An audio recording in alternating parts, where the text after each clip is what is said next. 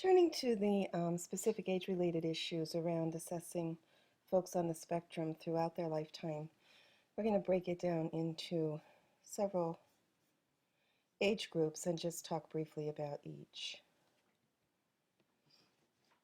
If we be in early childhood preschool, then elementary school age, middle high school, and adulthood as our categories. Obviously, parents are more involved, perhaps initially in early childhood as data providers than they may be later to some degree. Again, because the diagnosis comes at different times these days, how much the parents are prepared for hearing that diagnosis in a young child can vary, as can their understanding of what they may have been seeing and not understanding in their child.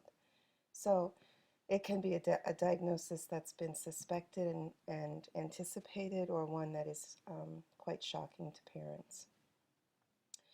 And also, the initial diagnosis is so critical to educational and treatment plans, and so those kinds of considerations need to be taken in as early as possible. In elementary school, of course, we'll see more and more standardized testing used as we can measure greater functions of behavior, as with any kind of assessment, moving from a very young child to an elementary school age child. They can do more things for us to give us data, perhaps, and so we begin to look at more and more skill sets and making in judgments around strengths and weaknesses and potential useful interventions.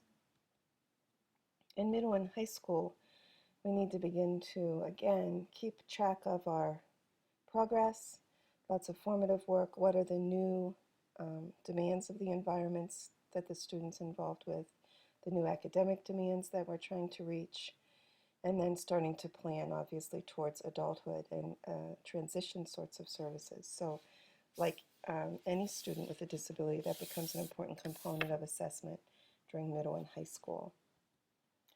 And then recognizing, again, that this is currently a disability that is continues throughout life, and that may be well managed by some high-functioning folks.